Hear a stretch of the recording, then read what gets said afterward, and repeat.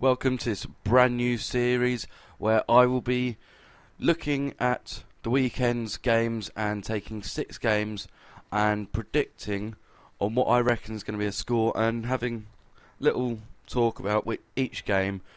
But just to start off with, to tell you what is going on the screen, it is one of the game of the weeks from FIFA. It is Real Madrid versus Osasuna, or however you say that team. I'm not too sure, but thought I'd show you this game from the game of the week. It's from the Spanish Cup, and I was playing as Real Madrid. I'll always be playing as the home side, no matter who the home side is. I was hoping to show you some Premier League, but there wasn't any Premier League on there, so I just picked this game, and I'll let you enjoy that while I tell you what I think of the predictions for this coming week's football. So, we'll start with a game from the Championship, and this Saturday it will be a pretty good, evenly fought match, I think, between Ipswich and QPR. Ipswich have been getting better and better, especially over this season. Last few seasons they've just been mediocre, coming up through mid-table and avoiding relegation a few years ago, but they are pushing playoffs now. But I'm not really too sure whether they're good enough to take on a team such as QPR, who should be fighting for the title and automatic promotion. Ipswich are good enough to be getting into the playoffs now, especially if they can sign a few more players in January, but I don't think they are, and if they can hold on to Cresswell. While QPR, on the other hand, they've been up there this whole time, but in the last few weeks, they've just sort of started going downhill a bit. Something's going on in the camp, which obviously isn't right, because scores aren't happening for them when they should be winning a lot more games than they have been lately. And last weekend they did have that 4-0 loss at Everton, which my mind could either do one or two things. It will either spur them on to say, right, we need to do better than this, we are a better club than we're showing, and we can bounce back, and they'll come out all hell blazing, but they just haven't got the firepower to score goals as well as other clubs do. Or they'll take that 4-0 loss and sort of sink into their shell and just lose it all and even fall out the playoffs for a while. Hopefully that doesn't happen, but either way it could happen. But for my prediction on this game, I would have to go with Ipswich getting a goal, but QPR managing to win the game 2-1. But that's only because I don't think Ipswich are quite good enough yet to be facing the top teams in the Championship. They're good enough to be getting into the playoffs, but I don't think they're good enough yet to be challenging the top spot teams like QPR and Leicester and Burnley. But I said this is a prediction, everyone thinks something completely different. At the moment, I do reckon it will be Ipswich 1, QPR 2, but Ipswich will bounce back after this game, and it will be a very good fought contest, I reckon. So we'll move into the Premier League now, where the next game I will be telling you about is Cardiff versus West Ham. Now, two teams that are fighting relegation this season. Cardiff, first season in the Premier League, had done really well, have just sacked Malky Mackay and brought in Ole Gunnar Solskjaer as their manager. I don't really know how good of a manager he is. Haven't really seen any results that he had, but apparently he was doing quite well. And they have just had that win against Newcastle, unfortunately. But then they do face a side in West Ham who can't seem to score a single goal at the moment. They really do struggle up front. Andy Carroll is on his way back from the injury list for West Ham, but is he going to be enough to swing some goals around for them and start the scoring sensation that West Ham need to save themselves from relegation. I don't know. I would like to think so, being a Newcastle fan, and I used to love watching Andy Carroll for Newcastle. I'd love to see him find that form again and do well. But I just don't see it happening, at least this season. He won't be in the World Cup, but then West Ham do have some very good players in Nolan, who needs to start finding some goal-scoring form. I think it's got Parker there as well, and just a few players there which are good enough to be in there and should be fighting for mid-table, not relegation. If they can sign another striker in this January transfer window, I do think they'll be absolutely fine and safe. Cardiff, I do reckon, will be safe as well. Even if they'd kept Malky Mackay, they'll be safe for this season. But for this game, I will have to go with a home win, with Cardiff getting the only goal of the game. I just don't see it being a high-scoring game, with both teams not really scoring many goals. West Ham especially not able to score goals. I would have to say Cardiff 1, West Ham 0.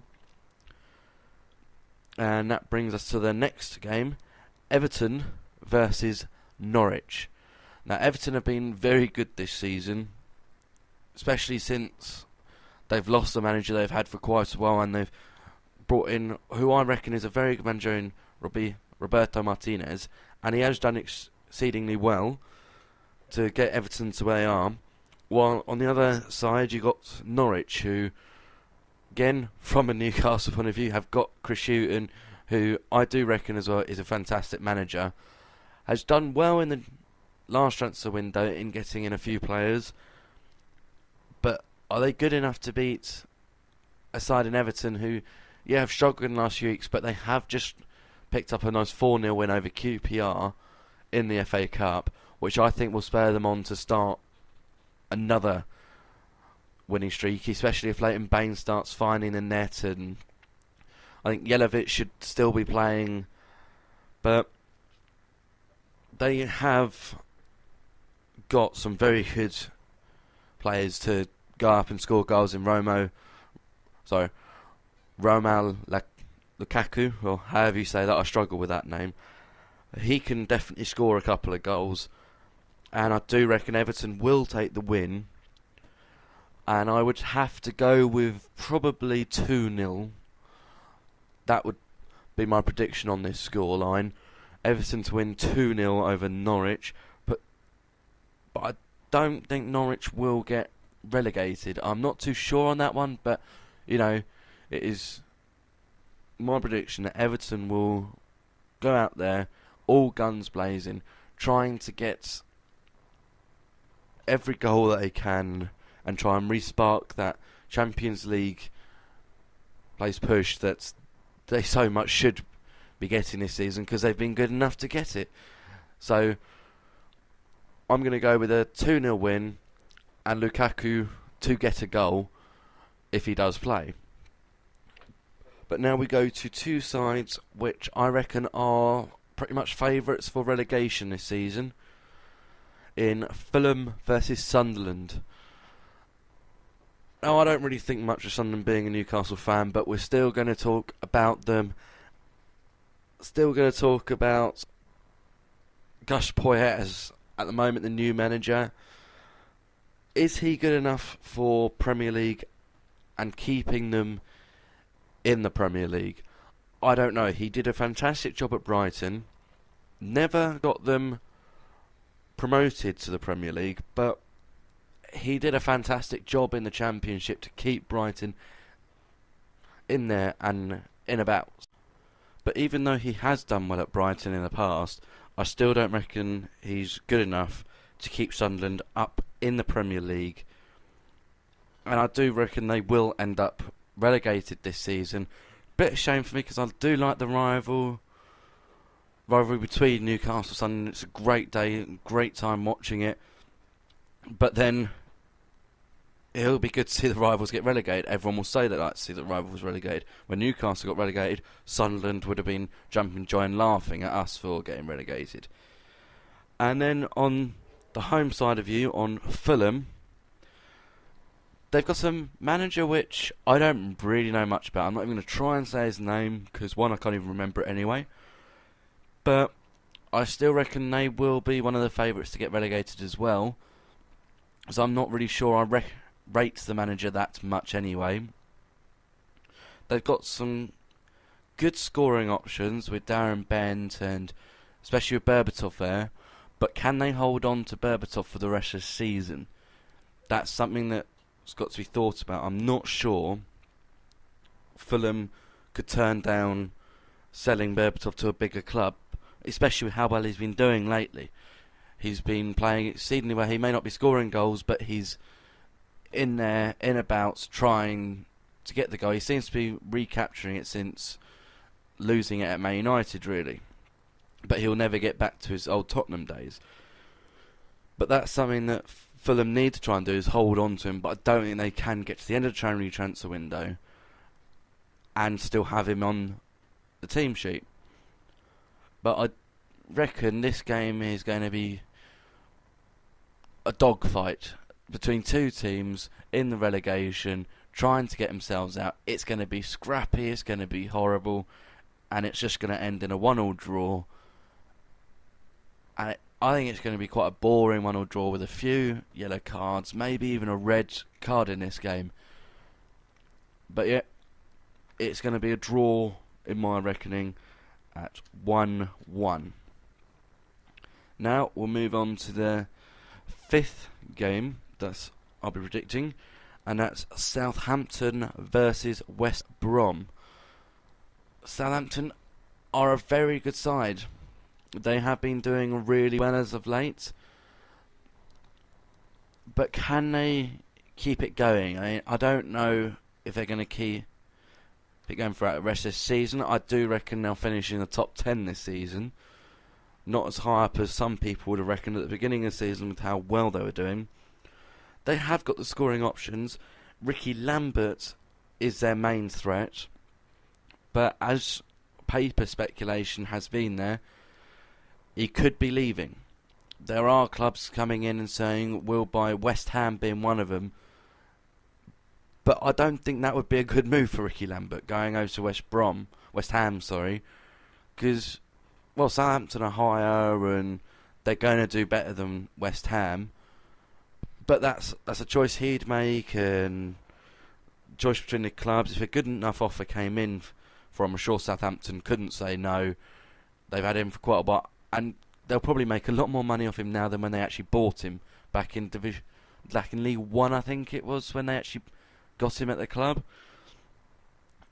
Southampton, I do reckon, will win this game, especially against a West Brom team not really doing too well, not really up there in contention for anything. They won't get relegated. I don't think they will anyway, but they won't be a side you really hear from too much. I think it's going to be a real mid-table scrap for them, and my reckoning on this game is going to be a 2-1 win to Southampton. But, well, West Ham can score goals, but I just don't see them scoring it against Southampton. Southampton will get, I think, a late winner. I think you're looking between the 70th minute and the last minute of the game. That's where I think Southampton will win it and make it 2-1. Probably go 1-0 down. But as of late, West Brom haven't really been a hold on, as from what I've been seeing. And I think Southampton will take the win at 2-1. But now we go to a big game. Big London derby. Well, maybe not big, but it's still a London derby. In the way of Tottenham versus Crystal Palace.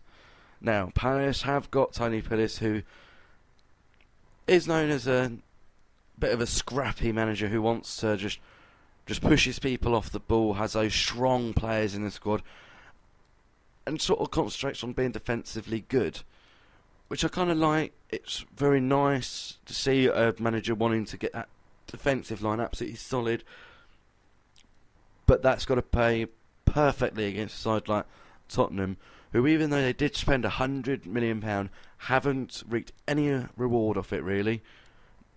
There's been parts where they've been pretty good, but other parts where it's just been absolutely awful. They are missing Gareth Bale. There's no doubt about that. Can Spurs come out of this game with anything good, though? I reckon they can. It's going to be a tough-fought game. It just depends on who they pick on the day, because we don't know the team sheet at the moment. But yeah, I do reckon they can have something come out of it. Tim Sherwood has done pretty well since taking the managerial job. Put Adi Bayor back in, which I think was a great choice, because he can have those games where he does well, and he's in that form at the moment where he can keep scoring and do well for the club. I always say it's like the 10-game form for him. He has 10 games in a season in a row which he's scoring goals and doing really well, and he's in that place at the moment where he's in there scoring goals, doing really well.